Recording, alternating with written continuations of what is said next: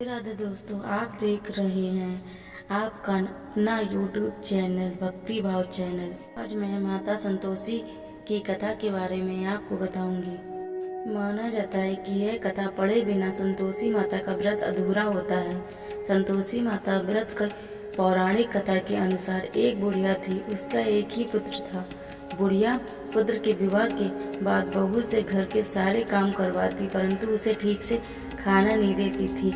यह सब लड़का देखता, पर माँ से कुछ भी नहीं कह पाता था। बहू दिन भर काम में लगी रहती थी। उपले तपती, रोटी रसोई करती, बर्तन साफ करती, कपड़े धोती और इसी में उसका सारा समय बीत जाता। काफी सोच विचार कर एक दिन लड़का माँ से बोला, मैं माँ परदेश जा रहा हूँ। माँ को बेटे की बात पसंद आ गई तथा उसे जाने की आज्ञा दी। इसके बाद वह अपनी पत्नी के पास जाकर बोला, मैं परदेश जा रहा हूँ, अपनी कुछ निशानी दे दो।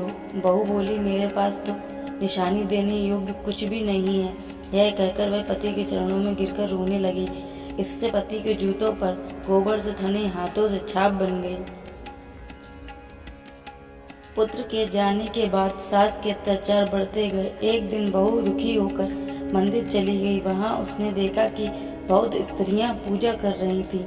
उसने स्त्रियों से व्रत के बारे में जानकारी ली तो वो बोली, हम संतोषी माता का व्रत कर रहे हैं, इससे सभी प्रकार के कष्टों का नाश होता है। स्त्रियों ने बताया, शुक्रवार को नहा धोकर एक लोटे में शुद्ध जल लेकर गुड़ चना प्रसाद लेना तथा सच्चे मन से माँ का पूजन करना चाहिए। खटाई भूलकर भी मत खाना और ना ही किसी को देना। एक वक्त भोजन करना। व्रत विधान सुनकर वह अपने प्रति शुक्रवार को स्वयं से व्रत करने लगी। माता की कृपा से कुछ दिनों बाद उसके पति का पत्र आया। कुछ दिनों बाद पैसा भी आ गया। उसने प्रसन्न मन से फिर व्रत किया तथा मंदिर में जाकर अन्य स्त्रियों से बोली, संतोषी माँ की कृपा से मेरे पति का पत्र आया तथा रुपए भी आए। अन्य सभी स्त्रियां भी श्रद्धा से व्रत करने लगी। बहू ने कहा, हे माँ, जब मेरा पति आ जाएगा तब मैं तुम्हारे व्रत का उद्यापन करूंगी।